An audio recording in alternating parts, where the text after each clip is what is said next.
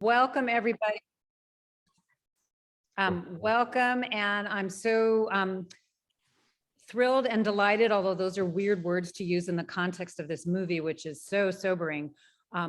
Nonetheless, I am thrilled and delighted to have David Feiga, the producer of Untouchable, here with us tonight to talk to us more about how he came to make the movie and his thoughts and insights that drove him to want to let the world know about the problems with our policies governing how we enforce sexual registries and how we treat those accused of criminal activity, sexual criminal activity in general.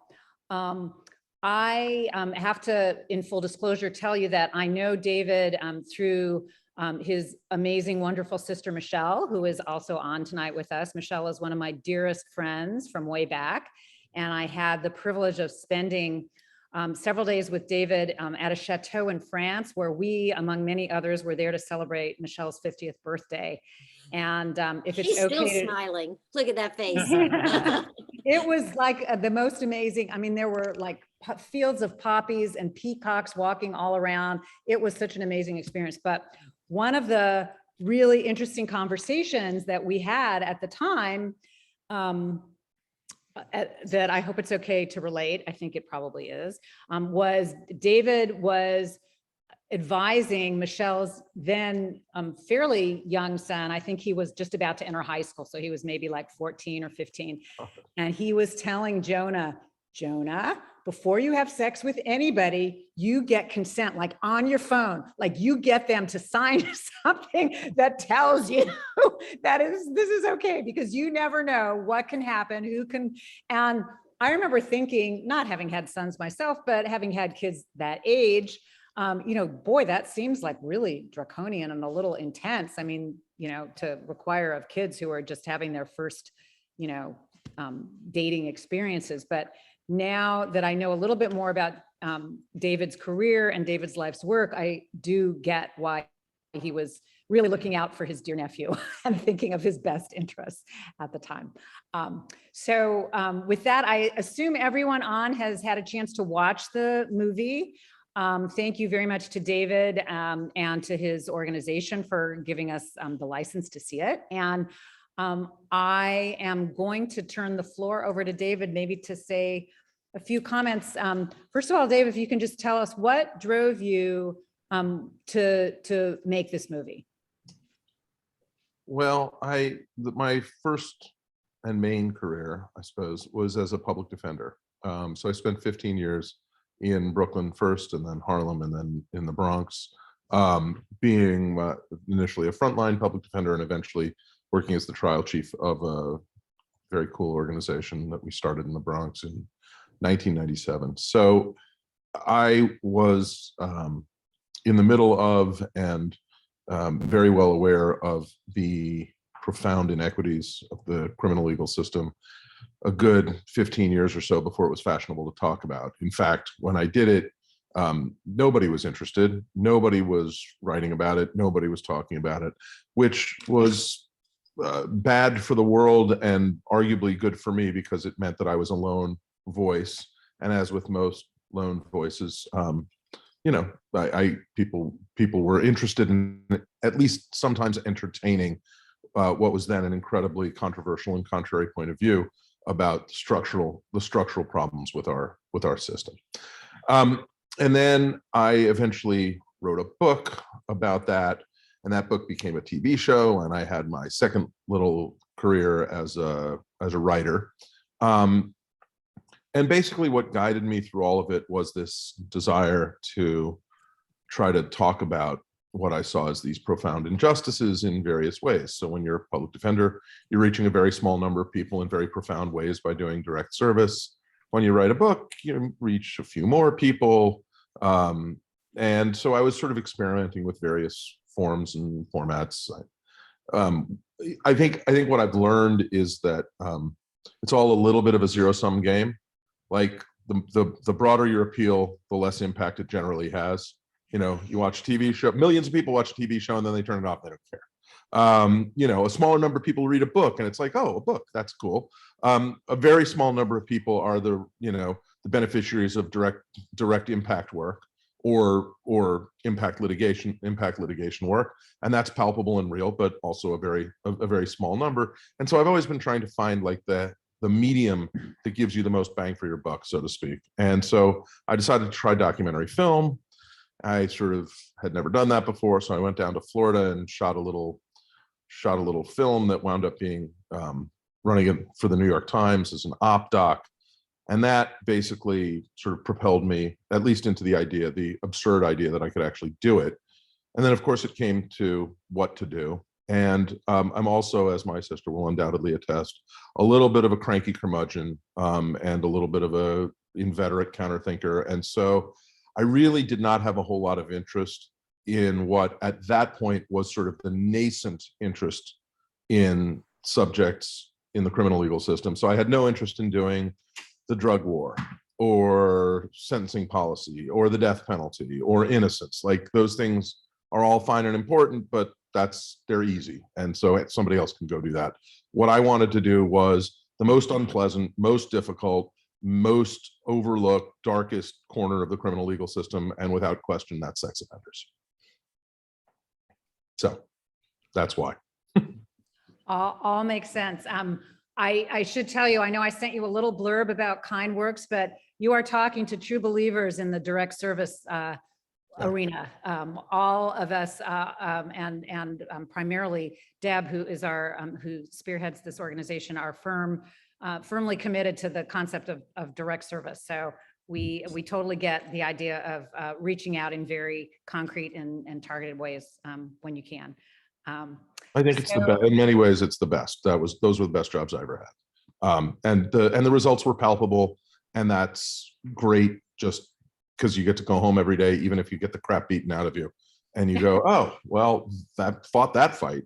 And that's very heartening. I think there's a radical misperception about media in particular, that it's like this awesome, you live in this awesome star-studded world, and it's really not true. You really just are shouting into the void. You send your little film out into the world, or your little book out into the world, and it's like shouting into the void. Very few echoes ever come back. It's very hard to discern what, if any, impact you ever had. And so there's something really wonderful about direct service. Don't believe me, I miss it. It would be nice if we had an Oscars for direct service instead of just an Oscars for films, right? I agree with that entirely, yes. So were the characters in the movie, the people in the movie, I should say, because I sense that they were all real individuals playing themselves. Were they all people with whom you had direct contact at some point? Yeah, I mean, that's, you know, the old adage is that in scripted, God is the director is God, and in documentary, God is the director. So yeah, no, of course, though they weren't. Not a word of that was scripted. There's not a scripted word in the film. You know, it's really easy making a documentary. At least getting the footage part is easy. You pack, and then you go somewhere with somebody who can operate a camera and somebody who can do sound, and then you talk to people. You ask them if they'll talk to you, and that's it. And then you listen. That's really all it is. And in fact, Clyde, that amazing sequence with Clyde where he shows the papers and talks about how he spent 4 years in prison for being 8 minutes late. That was the very first night of what wound up being sort of a 3-year shoot. The very first night, I was aware, obviously, of the Julia Tuttle Causeway and of all the folks sleeping under the bridge. By the time I got money to make the movie, that was already over. But I called a guy I knew at the ACLU and said, hey, where'd they all go? And he said, oh, they're at this corner down in this industrial area. And so we flew down there, and I got out of the car and started walking around saying, hi, I'm David Feiga. I am interested in making a movie about this place. Any interest in telling me how long you've been here and what's going on? And what you find is that people who have been marginalized and ostracized and crapped on often appreciate having somebody who will actually listen to them, and are much more willing to talk than you might think, even in moments of anguish and distress. And so I literally met Clyde. I started talking to him. he was telling me a story, and he said, oh yeah, and then there's a time I got locked up for 4 years because I was 8 minutes late for my curfew. And I, being the sort of skeptical public defender, I said, oh yeah, wow. Well, and what were the other specs? You know, what were the other specs on the violation? He said, what do you mean? I said, well, I mean, I'm sure, like, okay, you pled to that, I get it. What were the other ones? He said, there weren't any others. I'm like, hold on a second, what? He said, no, that was it. Want to see the papers? I said, yes, I very much want to see the papers. And he said, okay, hold on. And he trundled off into the night, and I grabbed my director of photography, and like, we only had one light, which is why the light on that is so eerie. And we ran, I'm like, build the camera right now and just meet me right here, like as soon as you can. They did.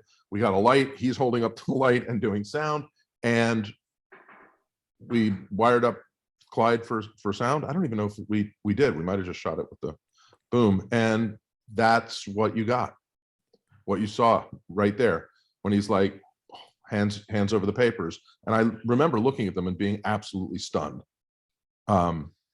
So that's, yeah, anyway, so that's really how you do it. And then of course the film is made ultimately in the edit room later, when you figure out who the characters are and what they're sort of, what each one represents in terms of the larger film that you want to make. Hold on one second. Thank you. Okay. Sorry, I'm surrounded by dogs and people. So yeah, that's so that's, anyway, so yes, they're all absolutely, they're all very much real people from different places. You know, we found Clyde in Florida and Shauna in Oklahoma, you know, and John was in Florida also. So, you know, we went to a bunch of different places, and sometimes you meet somebody who you think is just going to be a nothing interview, and they jump off the screen and you're like, okay, our movie's going this way. And sometimes you meet people you think are going to be unbelievable, and they just can't talk, or they don't, or it's not compelling, or they don't feel true, you know, so. And so Ron Book, who feels like the man you love to hate, you know, when you start out with this thing, he was very willing to talk to you. He was, I assume, you know, you didn't have to push him to talk. He was a complicated one. I mean, it's interesting because Ron, you know, I didn't think Ron was going to be the film in the way that Ron and Lauren in many ways became the film. You just don't know. We sat down for what I thought, we had 1 hour with Ron. And why? Because he was the architect of all these laws, and I just wanted to get somebody who was going to tell me why they thought the laws were so good. And he starts telling me this story, and then he's got tears in his eyes, and an hour turns into 3 hours, and we're still rolling tape, and he's like, and he's just like on fire. And I'm sitting there going, holy crap. Like, okay, we got to, you know, cancel everything else. We're here, we're doing this. And then, you know, we shot with Ron, and look, Ron is a guy who has seldom met anyone he didn't believe he could convince of pretty much anything. So he's loquacious, and he's very compelling in all kinds of ways. And he has a really strong point of view that he is very willing to share. And that's great. I mean, that makes for a good, you know, good movie. Well, he certainly came across as a strong believer in his views. Before, I don't want to monopolize here. So I wanted to sort of give. I just said there's 2 questions. Oh, great. Okay, thank you. Is there no appeal process for the registry? It depends state by state. Certain states have tiered registries with reviews. Certain states are lifetime registries. Certain states have processes for which you can move to be lowered in terms of your tiering. So the short answer is it's complicated. And yes, and so the interesting, so Ron came to the premiere, the Tribeca premiere, and so did Shauna. And they were both on stage together, and someone asked that very question. As we were all on stage at Tribeca doing the Q&A after the film, someone said, look, now that you've seen the film and you've met her, oh, you can just ask. I don't care. I just happen to see these. So I had the chat open, so I couldn't care less. Ask away. Here, but I'll finish. This is a sort of interesting story. So Ron they ask Ron, well, now that you've seen the film, you've met Shauna, does that change your views of any of this? And he stops and he looks at her and he says, absolutely not. He said, I mean, I would support her application for clemency, and I'll do that if you want me to write a letter. Like, but nope, the laws work. In the main, the laws work, and I think she's an outlier. And that's it. That's his world. So anyway, so that was that one. It was showing the film to Ron was an interesting, because we had to show it to him. I mean, we didn't have to, but I had committed to showing everybody the film before it premiered, because it's not right to sort of say, hey, come to the premiere, surprise. And Ron's a powerful guy, and he's a lawyer, and he's got lots of lawyers on staff. And so, we made sure our insurance was all in place. And, he and Lauren flew up and brought popcorn, which was, I sort of said, I'm not sure it's a popcorn movie. Oh, God. But he was like, it's all right. And he sat down. We had a little screening room in Tribeca, and it was just Ron and Lauren, and Lauren's sort of chief of staff / advisor, Claire, and Rebecca, and myself, my producer, and myself. And we watched the film, and I sort of was watching them watch the film, and it ends. And, there's this like long silence, and Lauren looks at Ron looks at me, and thinks for a minute, and goes, I loved it. It's great. And we're like, because I was a star. well, I said, I'm really glad to hear that. It's very important to me. I said, look, it's a complicated film. And my goal in filmmaking and in all things is to render your views honestly and carefully. And he said, well, you did that. But there was one thing I hate. And I said, okay, what? And he goes, guess. So I'm like, naked shaving? He goes, no, that was fine. I'm like, shoe shine? He goes, no, it was okay. I'm like, reckless driving?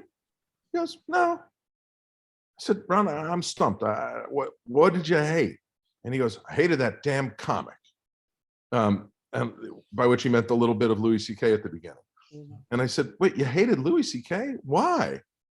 And this is pre-Louis cancellation, but he's like, he was making fun of the whole thing. And I said, oh, Ron, no. Well, it's interesting. That's how you saw it.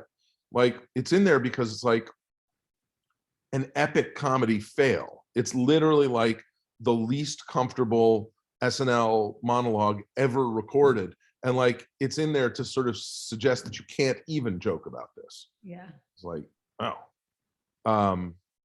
Anyway, so he said, well, I got to watch it again. And I said, well, then you got to come to the premiere. And of course he did. What happened to his wife? That's a great question. I get that question all the time. I never talked to her. She's still in the picture? No, they're divorced. Okay. She's somewhere. I think there were I don't know, but I think there was some mental health challenges. Lauren doesn't speak of her really. Ron doesn't speak of her. She just sort of doesn't exist for all intents and purposes. And while it's incredibly interesting, had I been doing a film about Lauren and Waldina and the abuse and the complicated evidence and like all that stuff, then that would have been a really interesting place to have gone. Yeah. But Ron, it would have become a sideshow ultimately if I had sort of gone down that avenue. And there was so much other stuff that we missed, that we had to take out of the film just to get to the running time we needed to get to, that we never really pursued the wife.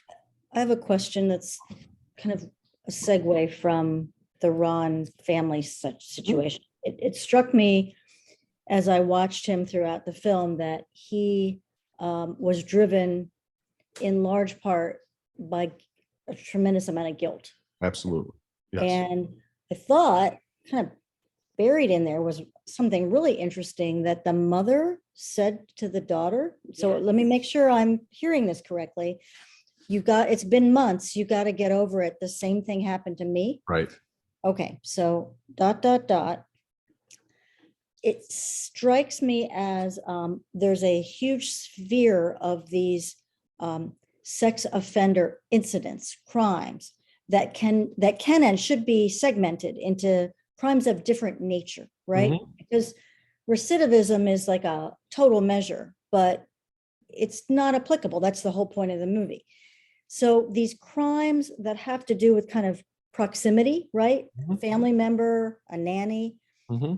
It's odd. It seems to me that's a huge part of it. People know the offender. Right. You know, stepdad or whatever.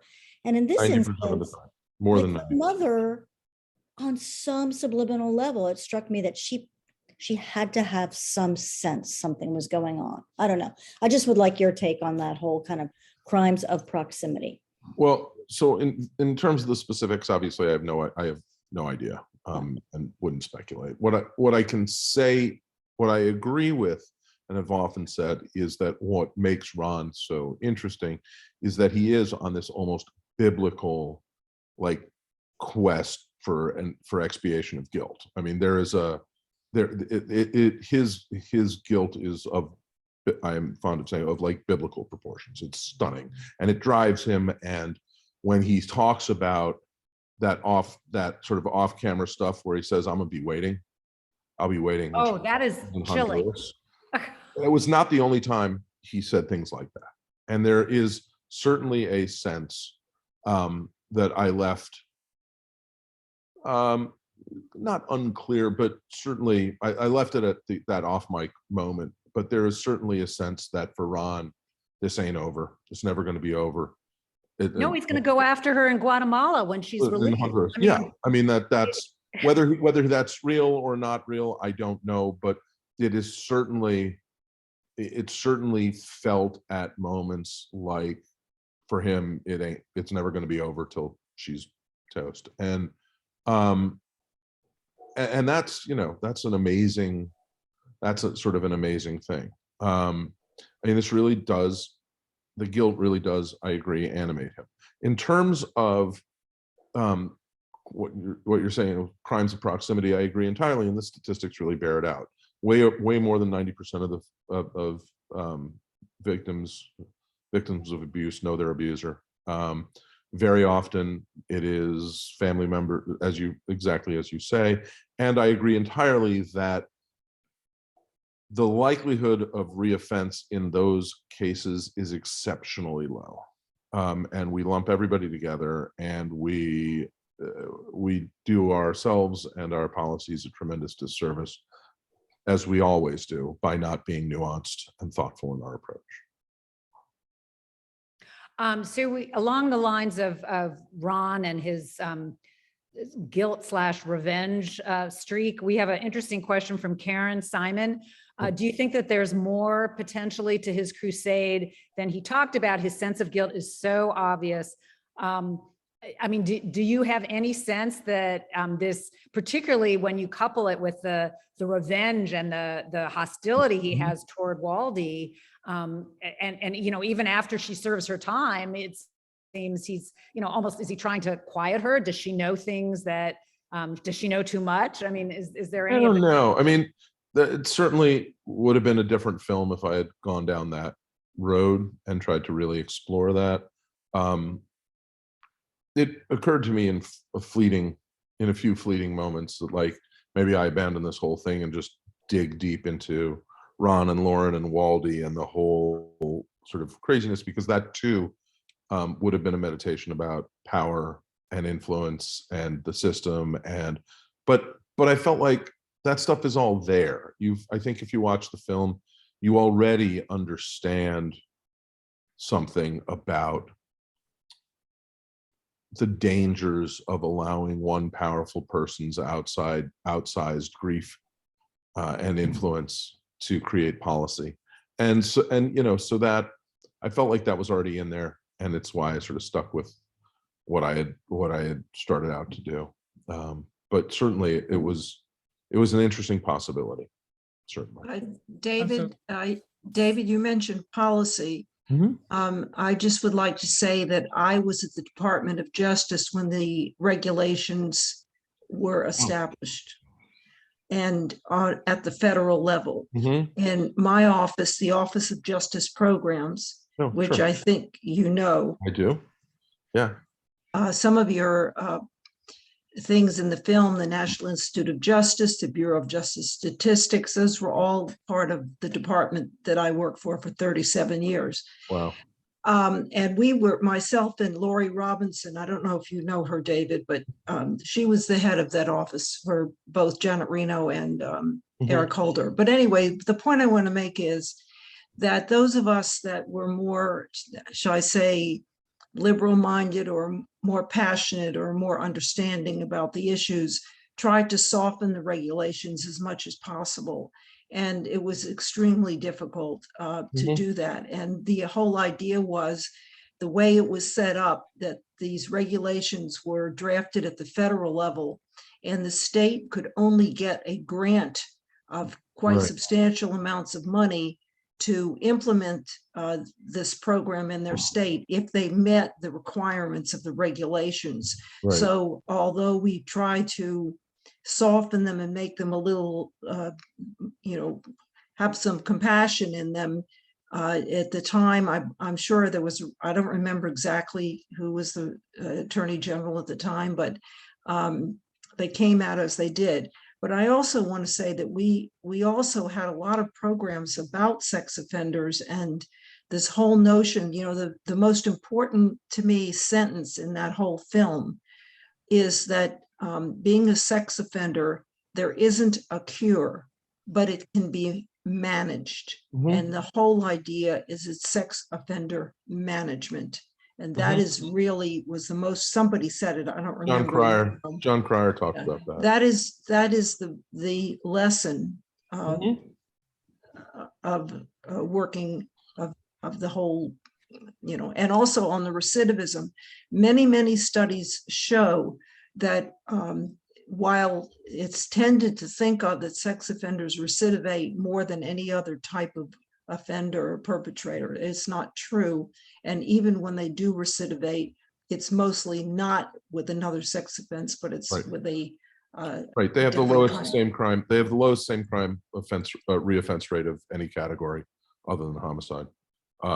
So yeah, it's those the numbers are very, very, very powerful. And it's why, every time we quoted them, people are so skeptical that we intentionally showed the cover, showed the page, so you could read along for yourself and understand it.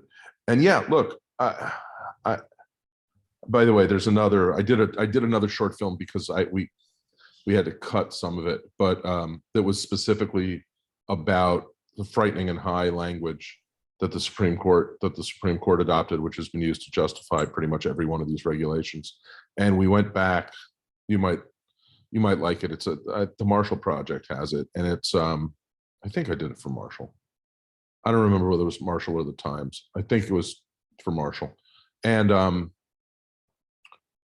we tracked down the guy who wrote the article that used the phrase frightening and high that the Department of Justice cited and that the Supreme Court adopted. He's not a scientist. This was an article in Psychology Today for which he had no data. And he literally, when we interviewed him, he goes, "Oh, I just made that up." I mean, it's sort of stunning. And this has become the basis for an entire line of very powerful and very repressive jurisprudence, which is kind of stunning. So you might actually like that little bit as well. And yes, I am regularly confused by people for whom the idea that pedophilic tendencies in particular are sui generis in terms of sexual urges generally is very odd to me. It's this notion that, well, if that's what you want, you can't help it. Well, okay, there's all kinds of stuff I want that I can help. I just don't, because I'm married and I love my wife. And so I'm, able to control, and just like pretty much every other human. People, that's sort of this weird way in which they don't think through what this really means. I never met a soul who said, you know what the greatest thing in my life is? My attraction to young children. That's awesome. Let me tell you, I thank God every day that I was born a pedophile. No, it just doesn't happen. It's full of shame and misery and stigma and self-doubt and self-delusion and all of the stuff, some of which ultimately leads to like confusion and subterfuge and offense, yes, but also generally speaking, once arrested, convicted, monitored, becomes this very, very clear line that you can't cross. And it, as it turns out, it seems to me anyway, that much like pretty much every other sexual proclivity, it's exciting and powerful, but in no way overwhelming. That yes, it's entirely manageable, and it's manageable just in the same way that everybody else manages the sexual impulses that they happen to have that are not either productive or approved of by society.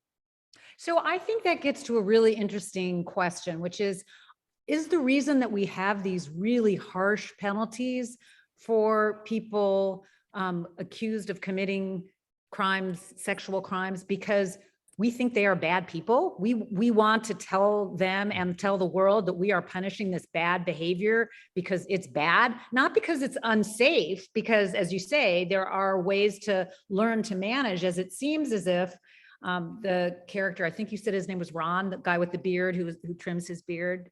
John Cryer. John, sorry.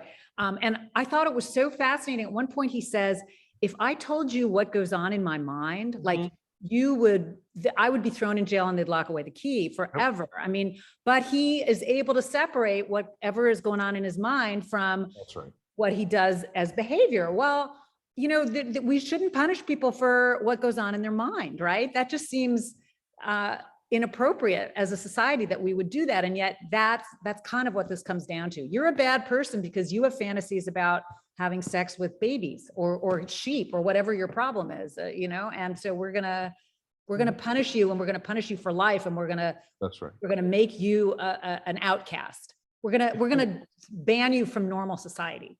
Right. I mean, look, I think I could have made a film that did much better in the world if I had just done a movie about Shauna, but I didn't want to do a film that was just the low-hanging fruit. And so it makes me happy that we're talking about so much about John Cryer, because I didn't want to just do, oh, here's this pretty white girl and it's really awful and what happened to her is awful, because that film preaches to the choir.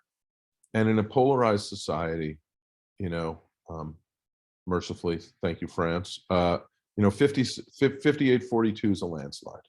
56-44 is a landslide. And what that means is, if you want to make change, you need to aim dead down the middle and validate everybody's views, and then try to peel off 3% in the middle. That's all you need. You got to move 3% from one column to the other, and you've made a real difference. And so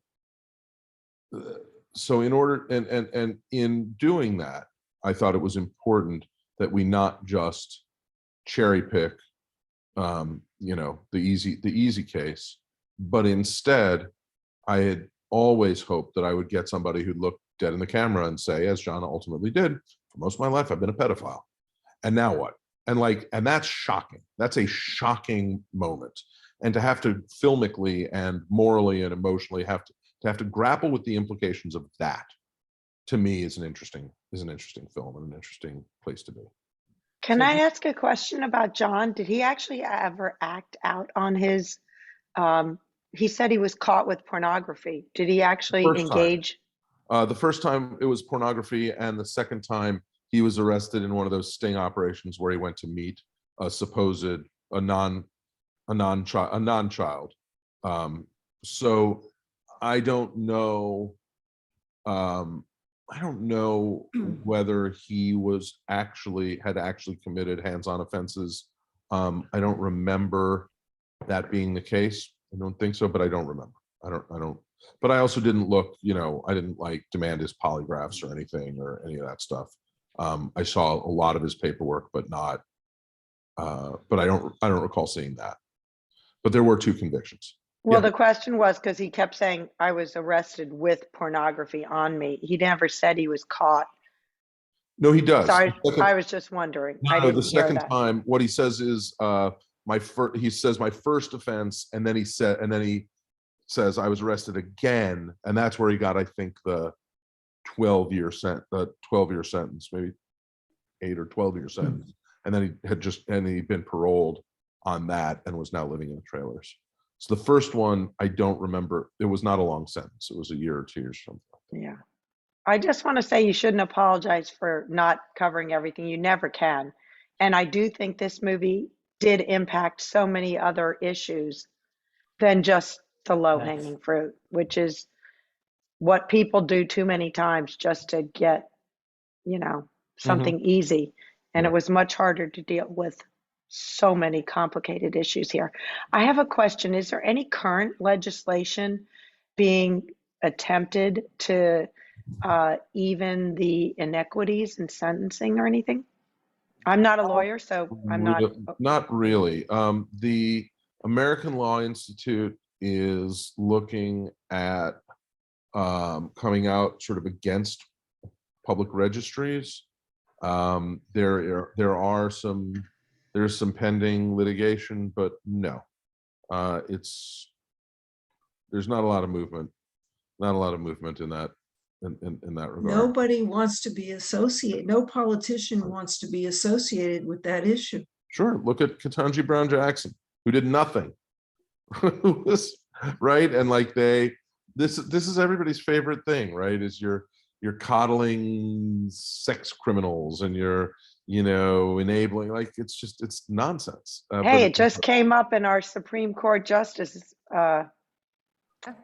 applicant review. I mean, that was, what they did there was crazy to her. It's crazy. So I wanted There were a few about the policy issues here, but this discussion reminded me of Jimmy Carter, who said, "I've looked on a lot of women with lust. I've committed adultery in my heart many times." And so, from the president down, some presidents control themselves, some presidents obviously don't. The policy question I wanted to build on, which is, I mean, the movie is compelling that this is really sort of double punishment. So, and you're punishing someone for the crime, and then they get punished again. They do the time, and then they're punished again the rest of their life. And there aren't other crimes where we do that, even like murder. We don't have registries of murder. We have to notify if a murderer comes into your district. This is obviously, sex is a charged issue, and it's hard to find the Citizens for Sex Offenders Association. Right. I guess I'd like to change the law. Wait, I just want to add something. You haven't even, David, you didn't even mention the civil commitment. I did. No, I didn't. You're right. I had this gentleman whose name is I don't know. He doesn't even know about civil commitment. You think about double punishment. Oh, no, that's true. I, in fact, had 20 minutes of unbelievable footage of the guy, E.T. are his initials, who was the youngest sex offender ever committed to Moose Lake in Minnesota, where they've been challenging the Minnesota Sex Offender Program, which is their civil commitment program, for about 12 years. And this amazing lawyer named Dan Gustafson has been running that case all the way up to the U.S. Supreme Court, back up to the circuits, back. And I actually I made many trips to Minnesota. And tell about what it is. Tell what civil commitment is. Civil commitment is this, it's this rather amazing prison that is called treatment and is indefinite. And it's the only place in America where you can be held forever in what is functionally a prison, not for the crimes that you've committed, but for the crimes you might commit. It's very Minority Report. So what happens is, as you are approaching your parole date, they do a psychosocial assessment. They check your static 99 score, and if they think you are of high likelihood to reoffend by their own crazy, not particularly scientific metrics, they will file a petition to have you civilly committed. And should that be granted, as it always is, pretty much, You are let out the front door, handcuffed, led around to the back of the prison, brought into through a different door. It's literally in New Jersey. It's the same prison, just a different entrance. And you go to the exact same place, except that this is not a prison because they have called it a treatment facility, and there you shall stay forever. And that happens all over the place. That exists in New Jersey and in Minnesota and in Florida, which has a particularly egregious one in Texas, all over the place. There are these civil commitment programs. They've been held constitutional because I can't even begin to explain why. I mean, I can, but it'll frustrate all of us. And that, yeah, so that is that's the civil commitment. That's the civil commitment program. But I did actually really want to do a short about it because I have so much incredible footage of Eric and of Dan Gustafson, and I found Eric's dad, who lives on a horse farm in rural Minnesota, who told me the whole story of him growing up. I mean, it's amazing. It's really, really quite something. So, but I didn't have room for it. Otherwise, it would have been a 3-hour film, and even you guys wouldn't have watched it. Dave, Michelle says that you should let us know what happened to Shauna. What do you mean? You mean she worked at the Bail Project after we got her a job? I mean, what happened to Shauna was Shauna. Yeah, she didn't she get some of her charges dismissed or changed or something? Also, after the film came out, a lawyer, a public defender in Arizona, saw the film and reached out to me and said, I want to help her. And I said, great. And I put them in touch, and she actually did manage to get Shauna off probation. She's still on the registry, but she's off probation, which means she doesn't have to do polygraphs. She doesn't have to report. She doesn't have to do anything. She just has to update her registration every year, which, given what she had been through, really wasn't that much. Felt like a significantly lighter burden. So there you go, direct service. Good for you. Yeah. So I would like to go back to Ron for a minute. I actually read Lauren's book years ago, and I worked for 10 years behind the wall at a correctional facility, and I was just shook up by the details. Her abuse was horrendous. So now Ron is running around here being, biblical proportions. So he shouldn't be the guy making the policy. But I do think it needs to be strong but thoughtful. This one bucket approach with this registry makes no sense at all. And I have a dog in this fight. Both of my parents were sexually abused as children. I have 4 sisters, and 3 of them were abused by different people, neighbors, relatives. I mean, it's just a mess. So I was conflicted watching this. I understand both sides. And I think Ron's reaction is he is just on high alert. He's so emotional. Even all these years later, it's right on the surface. He should not be the guy making the policy. But the effects, the generational effects of the abuse, I've seen it in my own family. Even 40, 50 years later, the health issues, the emotional, mental health issues, relationships are almost impossible. I mean, I've seen the effect. And one of my relatives, one of the uncles who did a lot of the abuse, he has over 60 victims, and he was not stopped until he died. He was never brought up on charges. The family would just move to another neighborhood when he was discovered, but he was never brought up on charges. He did not stop. And I think the numbers are underreported. So the research isn't even solid because it's underreported. So, I don't know what the group will do with that, but there's a lot going on. But I love how you handled it. Your balance, I was conflicted through the whole thing, but it was awesome. Well, good. I mean, look, here's one of the things that I have been always most pleased with about the film is that I've shown it to victims' rights advocates, groups of victims' rights advocates, and I've showed it to, groups of families of registrants.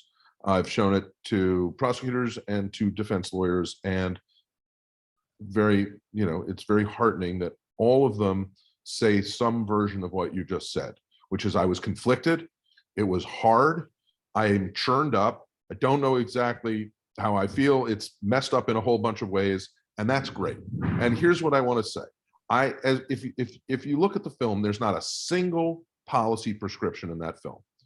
I'm not making any suggestions. I don't make any suggestions because the minute you make a suggestion, all anybody wants to talk about is whether your suggestion is a good one or a bad one. And that's not how you start a conversation. You start a conversation by showing the complexity of a subject and letting people come together to talk about it.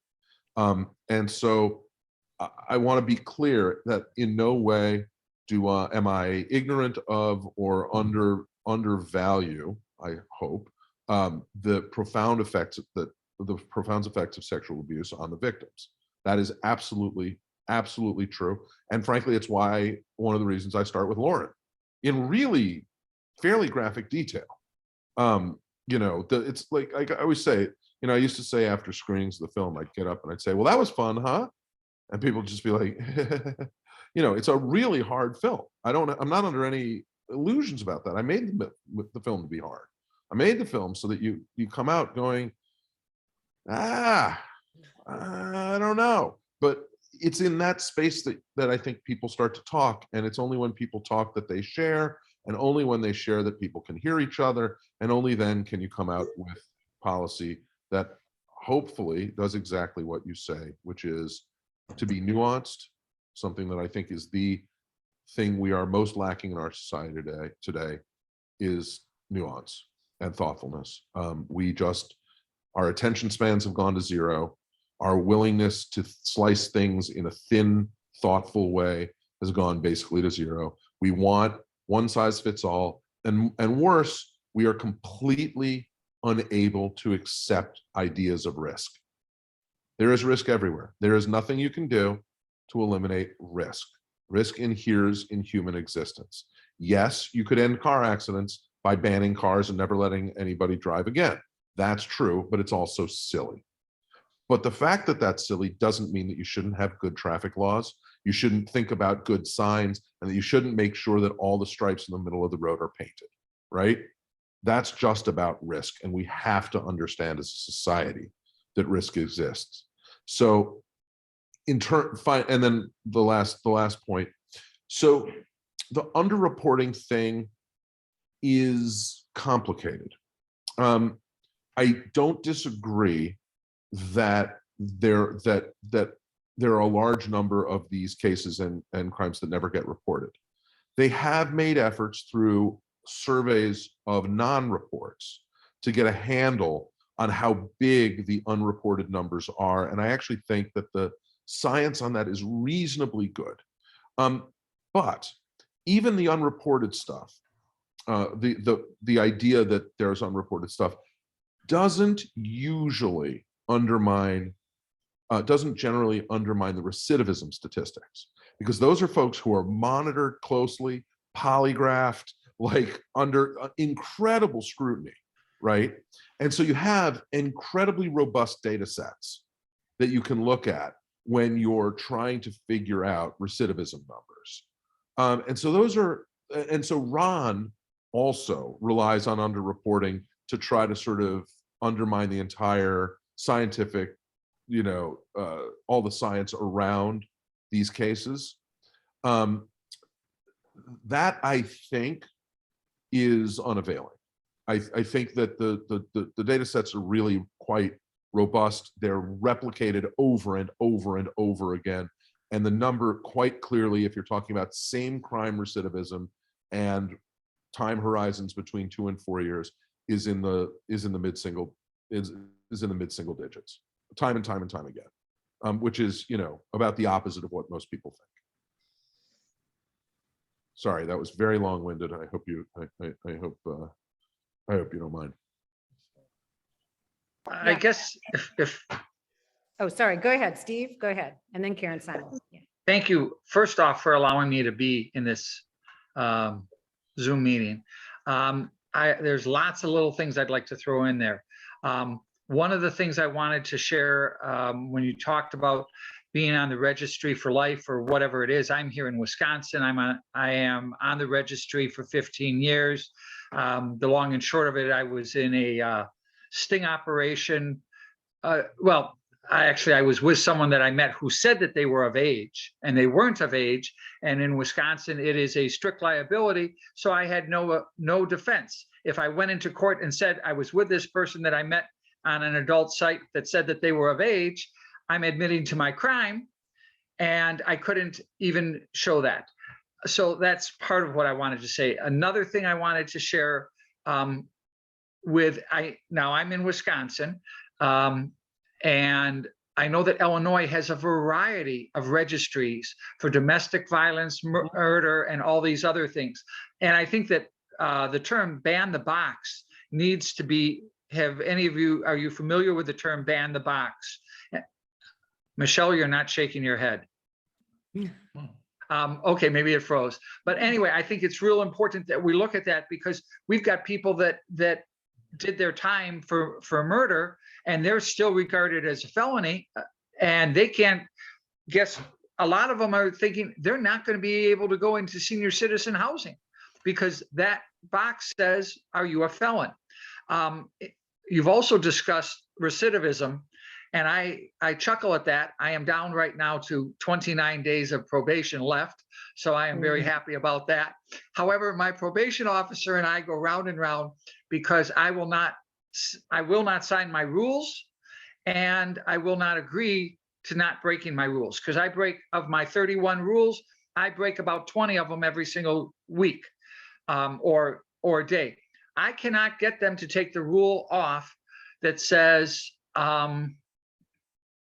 for instance, I'm not allowed to use credit or purchase anything on or borrow money. Okay, I own my house, I own my cars, I have a portfolio, I'm ready to retire.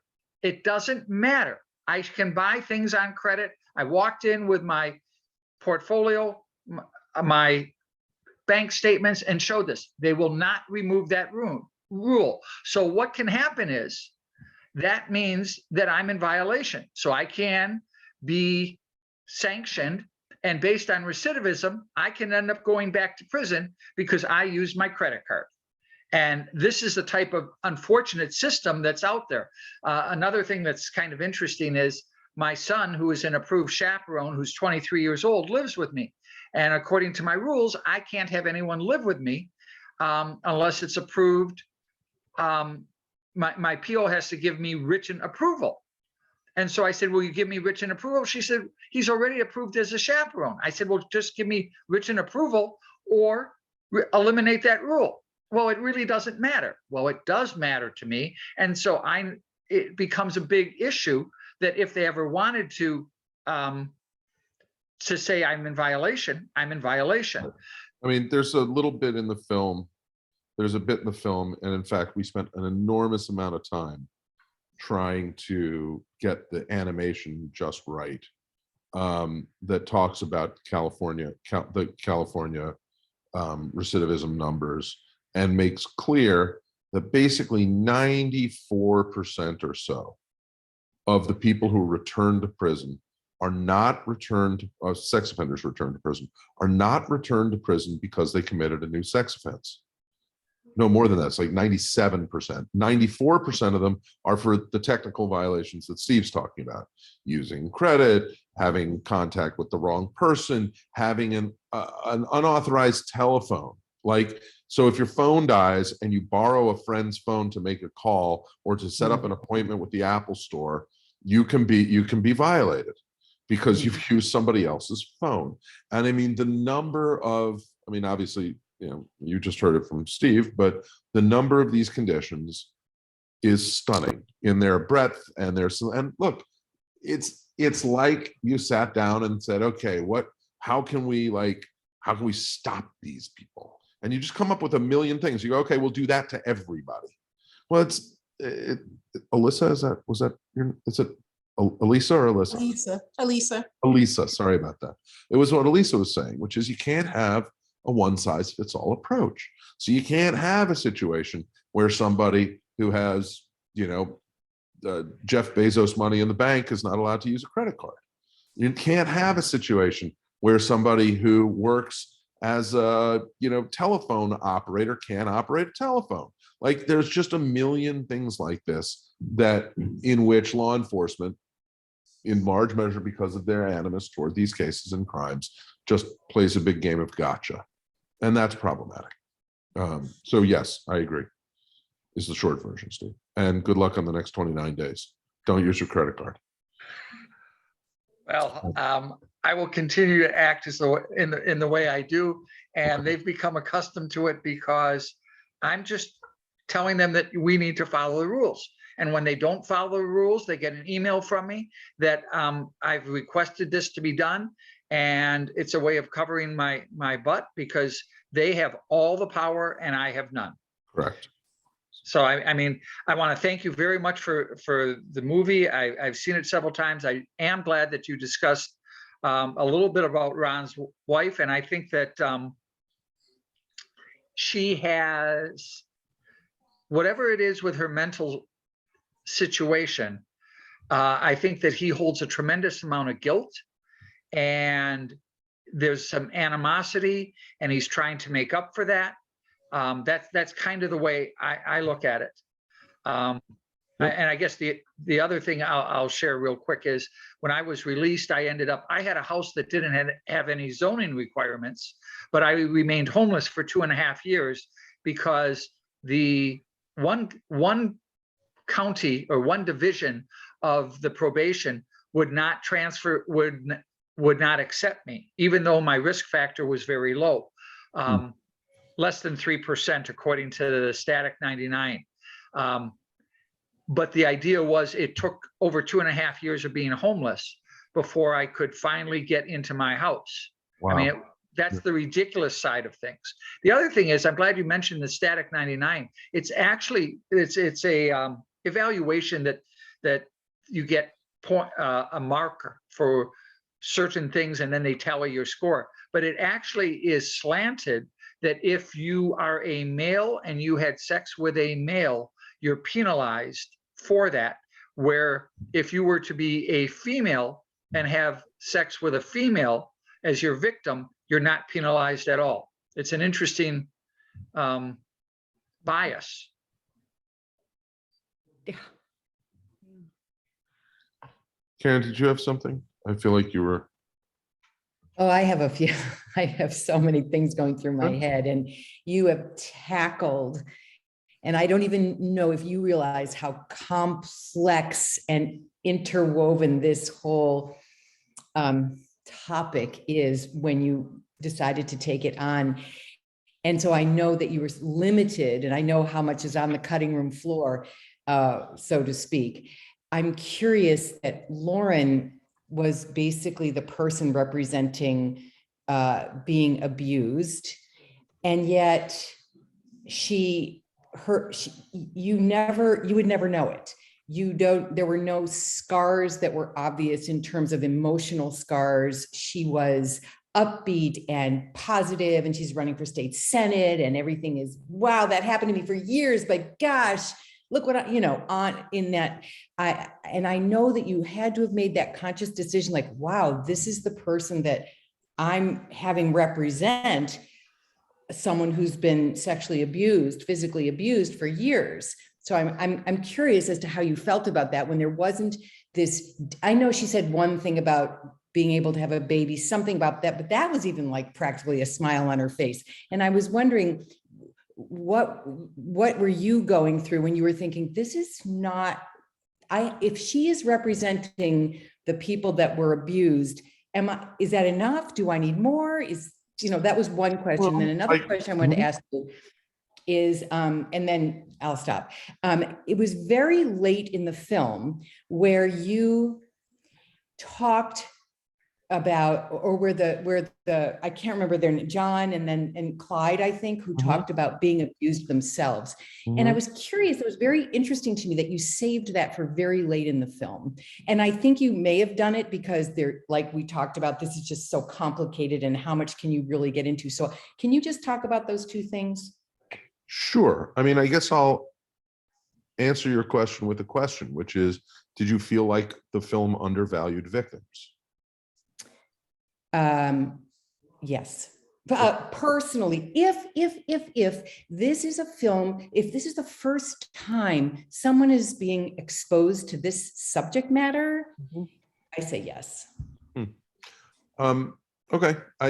My feeling was that between Lauren and Ron, and between the way that I structured it, particularly starting with Ron and Lauren and setting up the pain that they felt and talking about the very specific ways in which Lauren was humiliated and controlled, and there's I mean, it seems to me that when somebody's saying, like, when I think about how she was urinated on and defecated on and all this other stuff, like, that's pretty powerful. That felt to me like as close to the line of being overly graphic as I wanted to go. And so, yeah, I guess you could say that Lauren was a bad choice for a victim because she was blonde and perky, but I think No, I'm you could not saying equally she's a bad say, choice. no, it's fine. I think you could equally say that she's a good choice for a victim because she flies in the face of all the usual tropes of powerlessness and victimization. And then, in fact, what you want. So anyway, the point being very complicated. As I'm fond of saying, like, the beauty of making a movie is you make a million choices and every one of them's your fault. That was the choice I made. I thought nothing in the film, you don't spend sort of 3 years and you don't spend hours in an edit room looking at every frame of the film and working on every transition and storyboarding and structure, and have a lot of stuff that's unintentional. So, as I'm fond of saying, to the extent to which you liked it, I'm happy. To the extent to which you didn't like it, it's my fault. That's on me. But for me, I thought the balance was where I wanted it. I didn't think that getting into a second victim story, which would have taken up an enormous amount of real estate, really got me much of anything. And that, in fact, what I had, I would argue, was not just Lauren as a victim, but Patty Wetterling as a mother, as the mother of a abused and disappeared child, was victimized, and that and in fact that not Patty, I can't believe I just blanked on her. Judy Coronet of Predator Patrol, in her own way, was also a voice of victimization, but that each of them presented a different face of that. And so, frankly, I didn't really want to put a downtrodden, broken woman of color on, representing victimhood. That wasn't the face I wanted to put on it. And I thought that it would be more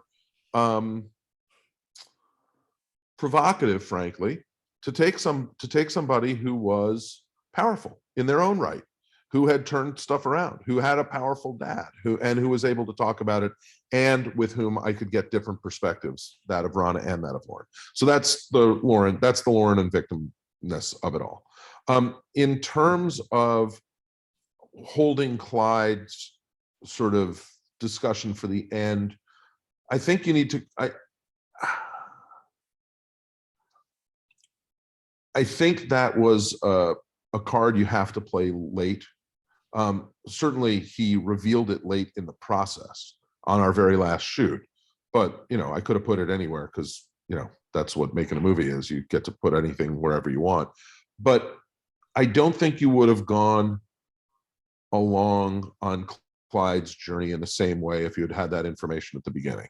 And I don't think it has the impact that it has if you put it where we put it at the end. Not just that, but Clyde, as you move through to the larger points, the early film is very granular and very personal, and it's about personal stories. And as the film pivots and opens up, you start to get Eric Janis talking about the numbers and the cultural phenomenon and the larger issues, and that it felt to me like where Clyde's experience, and then Judy's turn, and then Patty's turn all come into play, and that's why I felt it was an important part of what I saw as the crescendo of the film. I think that this is absolutely fascinating. The question of who becomes a poster child for victimhood and how, and you consciously making a choice to portray someone who actually, at the end of the day, has quite a bit of power. In fact, she's a state senator. So I think that in thinking about it, just as Karen raised the point and as you responded, I mean, I guess that might be a separate movie, sort of how victims who are in positions of power and have a supportive family and have, let's face it, resources to get the therapy she needed and get herself back on track. I mean, a lot of victims don't have those resources. A lot of victims aren't.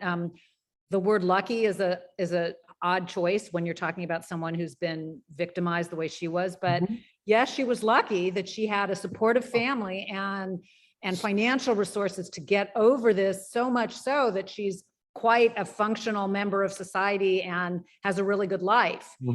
And maybe the message here is we have to reframe victimhood as, there are different buckets of victims. Like Alyssa was saying, it's not, we can't have one bucket for how we view all the perpetrators, and we can't have one bucket for how we view all the victims either. I mean, victims come with different family support structures and in different, financial worlds. And that's the way it is. I mean, so yeah, she really was lucky that she could get beyond what happened to her.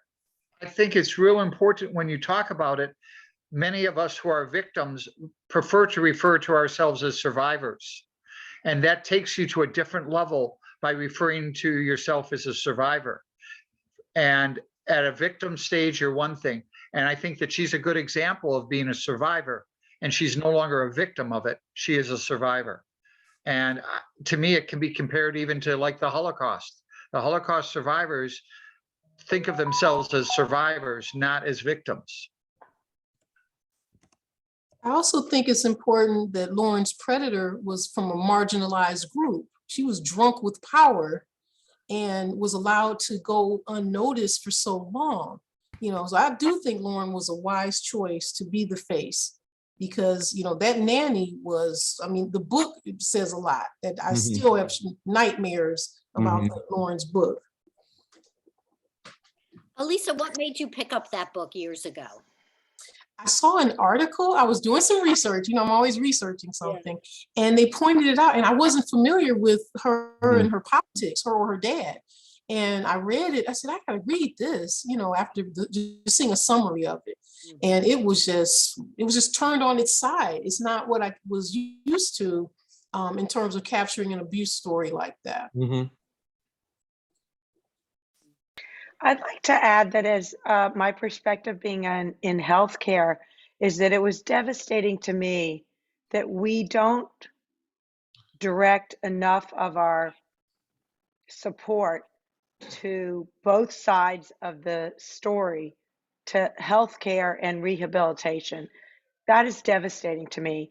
And not just the legal side, which I don't understand, and I accept that I get that somebody running for office or wanting to stay in office doesn't want to touch it.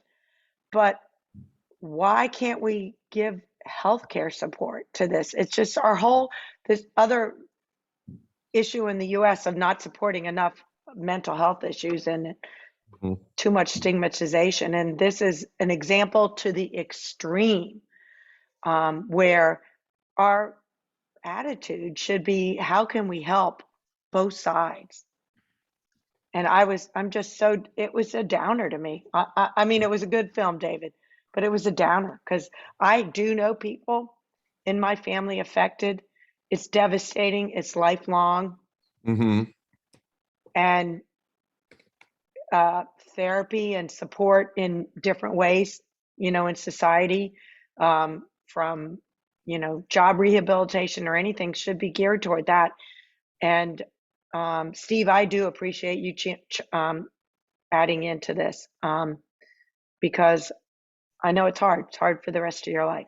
And I just hope that going forward, we can get more support. We support people who have cancer and have to come back and rehabilitate, and every other issue in this mental in healthcare, and yet we act like these people can't be helped, and it's just so wrong. And they'd rather put somebody in jail for 4 years for being late for 8 minutes, where we as a society spend millions of dollars instead of giving him weekly therapy sessions. It's just criminal.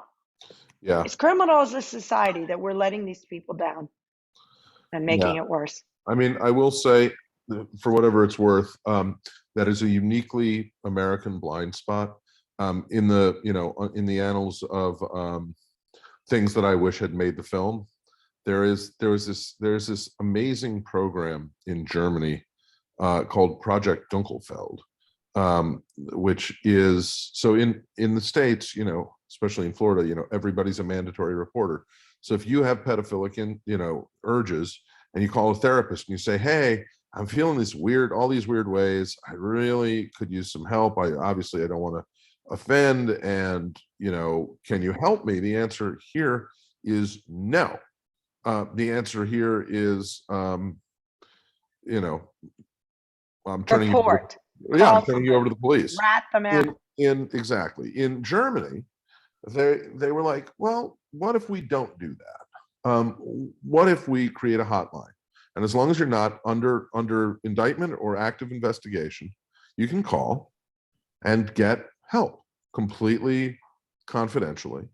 And of course, it will not surprise you probably to find out that it wound up being quite effective.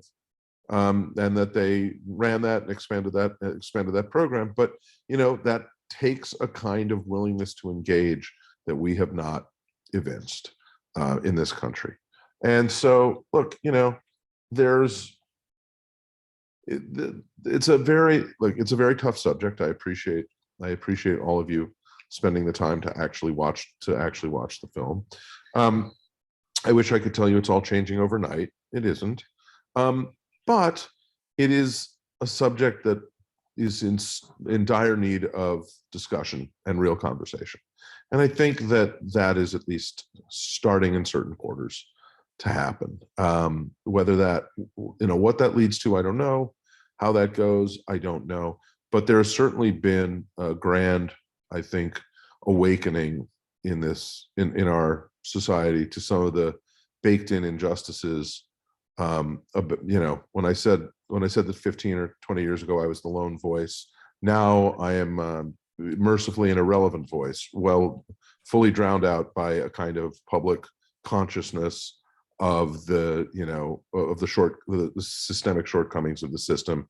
And it's my hope that whether it be in sentencing or innocence or bail or sex offense work, that deeper understanding of those flaws leads to a more humane approach on all of our behalfs. So.